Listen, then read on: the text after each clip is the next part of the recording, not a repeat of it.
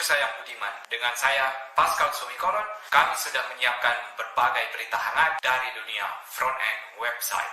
Berita pertama, di zaman yang terus berkembang ini, kemampuan untuk membuat laman website yang menarik menjadi sangat diapresiasi. Untuk Anda yang ingin melatih kemampuan tersebut, kini telah hadir sebuah situs dari ranah maya untuk melatih kemampuan taktis dan praktis. Di situs frontendpractice.com ini, teman-teman bisa ngelihat berbagai macam proyek yang bisa teman-teman buat ulang versi frontend-nya atau HTML, CSS, JavaScript-nya. Jadi di sini teman-teman bisa lompat langsung ke bagian proyek untuk melihat daftar proyek apa aja yang tersedia yang bisa teman-teman replicate. Nah, di sini kita juga bisa memilih tergantung level teman-teman. Misalnya, oh saya masih baru belajar nih, saya pakai level 1 aja, maka dia akan ngefilter semua desain website yang dimulai atau cocok untuk si level 1 ini. Nah, di sini anggap saya memilih situs dari Lob ini. Nah, yang situsnya bukan yang teman-teman lihat di sini atau teman-teman klik, tapi pada saat teman-teman klik view live di sini atau website yang sebenarnya dari situs Lob-nya ini. Nah, ini yang ingin kita replicate dan di sini di halaman ini adalah panduannya. Nah, jadi ini adalah referensi image yang mau kita buat. Kalau teman-teman mau ngelihat interaksinya langsung di versi live-nya, di sini diberi beberapa panduan yang mungkin di dunia nyata ini berasal dari tim desain teman-teman. Misalnya, apa aja sih yang harus kita recreate di sini? Misalnya, oh, ada animasi ketika dia di hover, ada overlay pada video, layoutnya harus versi minimal, dan ada multi kolom footer di sini seperti yang kita lihat. Jadi ini yang harus kita latih atau harus ada meskipun gambar kita tidak 100% mewakili website ini atau versi kode kita nanti. Di sini juga ada color palette-nya. Jadi teman-teman bisa mainkan warna-warna yang diambil dari situs aslinya ini. Di sini ada recommended course dan juga resource untuk belajar apa yang bisa teman-teman bantu. Nah, itu dia. Silahkan teman-teman mencoba latihan skill front-end-nya di sini. Pernahkah Anda mengalami kebingungan ketika situs Anda menjadi lambat dan kurang responsif? Masalah ini sering menghadap para pengembang website yang membuat mereka menjadi pusing 7 keliling. Dengan tool yang satu ini, Anda akan mendapatkan analisis yang komprehensif, membuat situs Anda menjadi lebih responsif. Lighthouse adalah ekstensi dari Chrome yang bisa teman-teman install langsung ke Chrome-nya. Jadi nanti kita akan dibuatkan beberapa laporan seperti ini mengenai situs yang kita kunjungi meskipun itu bukan situs kita sendiri. Nah, sebagai contoh, saya ada di situsnya Skodev atau sko.dev. Saya akan perlihatkan dengan klik kanan Inspect. Lalu ada bagian Lighthouse di sini. Jadi di Lighthouse-nya sekarang saya akan mengetik Analyze Page Load-nya. Teman-teman bisa milih mau menganalisa versi mobile atau versi desktop-nya dan apa aja yang pengen dianalisa. Nah, di sini saya akan menjalankan untuk mengaudit secara keseluruhan di versi desktop-nya. Nah, nanti setelah beberapa lama akan muncullah laporan seperti ini. Jadi ini bukan sekedar angka kuantitatif aja, tapi teman-teman bisa ngelihat di sini apa aja yang bisa teman-teman perbaiki atau opportunity untuk bisa dibenarkan. Baik itu secara performance-nya, secara accessibility-nya, secara best practice ataupun SEO-nya. Misalnya kita intip bagian best practice-nya di sini. Oh, dia ngasih tahu kamu bisa meningkatkan UX dengan memberi aspek rasio yang tepat di sini. Nah, jadi itu dia untuk panduan-panduan yang bisa teman-teman ikuti tergantung website yang kamu audit dengan Lighthouse. Ada kabar gembira bagi Anda yang tenggelam dalam dunia pemrograman. Telah dicetak kembali buku Halo Coding yang membantu cakrawala Anda dalam perspektif yang baru dan segar dalam mendalami dunia coding.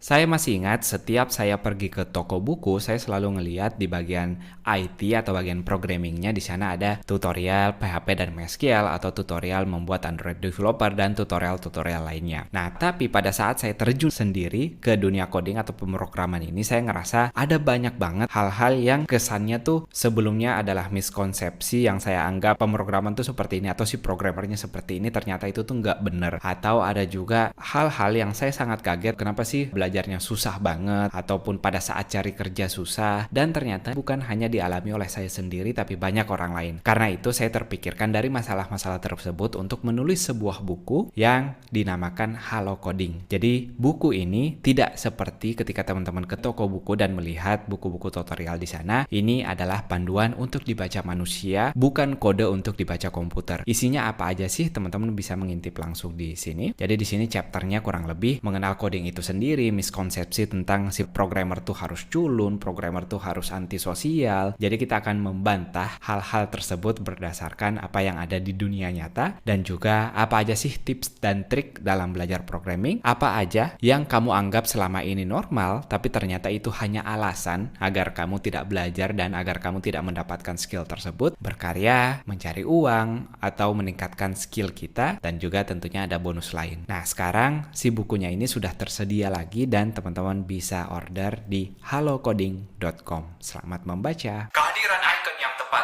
adalah kunci untuk membuat komunikasi visual yang efektif. Mengerti akan kebutuhan masyarakat, tim lapangan kami menemukan situs bernama Tabler Icons, sebuah gudang icon yang super lengkap untuk memenuhi kebutuhan icon Anda.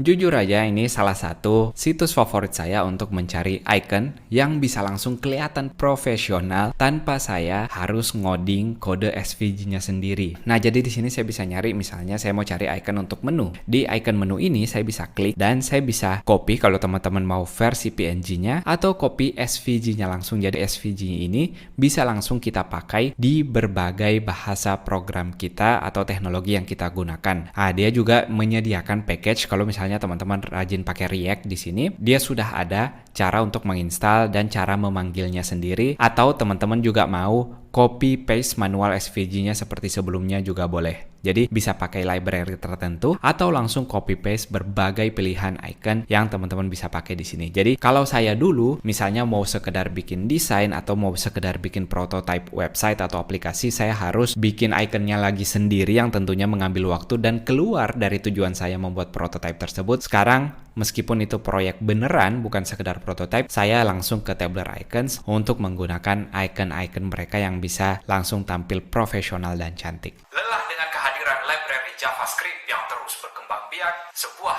inovasi inovatif lahir dari HTML itu sendiri. Berbagai atraksi canggih yang sebelumnya harus dilakukan dengan JavaScript, kini bisa langsung dilakukan di HTML dengan HTMX. Ini dia tool yang sering dibicarakan di Twitter. Dia sedikit ramai di Twitter karena kekonyolannya. Kalau teman-teman mengintip, dia seperti bukan akun profesional yang sekedar meme atau animasi-animasi sederhana, tapi ini memang cara komunikasi mereka. Nah, sekarang kita intip di sini di HTMX-nya, apa sih perbedaannya dengan library JavaScript? Jadi dia tidak mengenalkan dirinya sebagai JavaScript library tentunya, tapi dia di sini adalah cara kita berinteraksi langsung dengan menggunakan HTML-nya itu sendiri, menambahkan atribut-atributnya di sini. Nah, saya akan langsung ke bagian dokumentasinya. Teman-teman juga boleh ke bagian example. Jadi misalnya mau ngeklik sesuatu, nah teman-teman bisa bikin bukan hanya tag A sebelumnya atau yang berisi href, tapi kita bisa menargetkan button biasa pun jadi bisa diklik dengan arah yang kita mau di sini.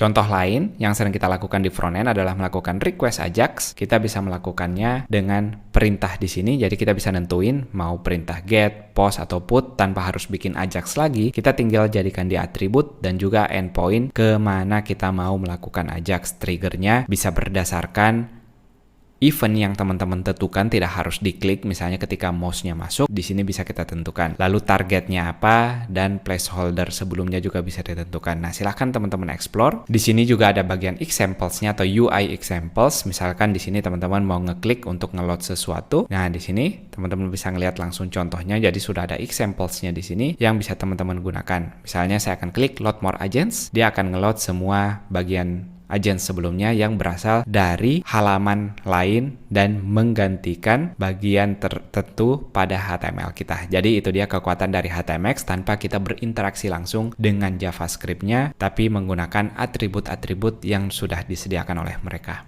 Berita tadi mengakhiri perjumpaan kita. Ada banyak hal yang kita tidak tahu dan itu bukanlah masalah karena kita tidak harus menyelesaikan semua masalah. Dengan saya Pascal Sumikoron dari TV Coding. Sampai jumpa di berita berikutnya.